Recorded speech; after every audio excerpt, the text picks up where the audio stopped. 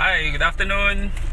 So, ito, first day ko sa day 1 pala, day 1 ng aking Transportify. I-register ko kasi itong sasakyan namin. Nakakuha ako ng, hindi naman talaga ako naghahanap ng booking, pero nung chine-check ko yung app, may pumasok na na booking na napakalapit lang sa amin dito sa Hagonoy. So, nagbaka sakali na akong pindutin at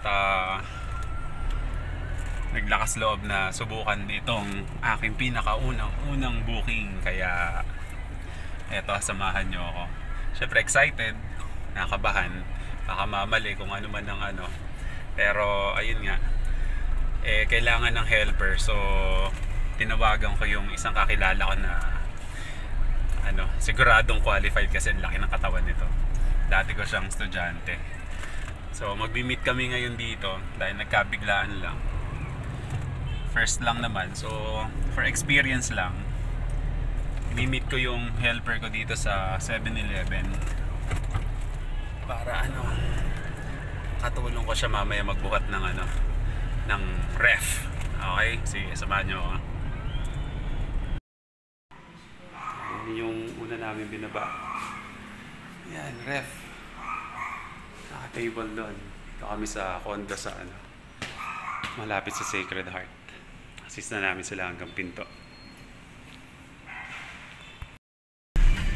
Ay, so ayun, hindi na ako nakapag-video ulit nung natapos yung booking namin.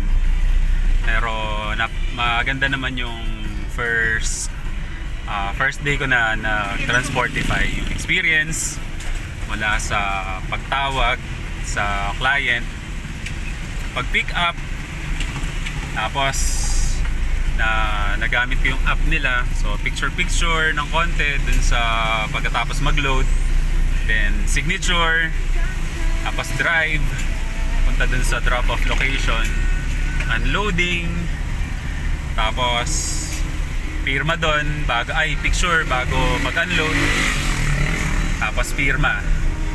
Kumita kami na 728 ang to be collected na amount.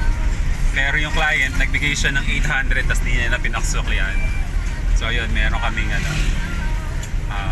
tip na magkano ba yun? 80 pesos more or less.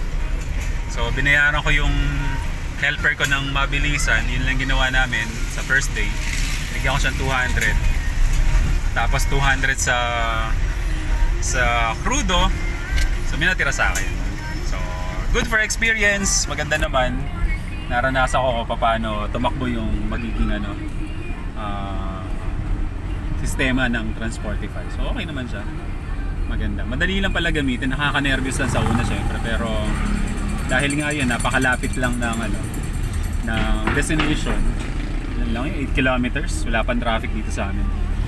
Kapit-bahay ko lang halos yung kliyente. Kaya maganda. Okay. So next time gagawin namin to pagka holiday naman. Kasi di ako pwede pag may pasok. So next time sama kayo ulit para sa day 2 ng ating Transportify. Okay? Bye bye!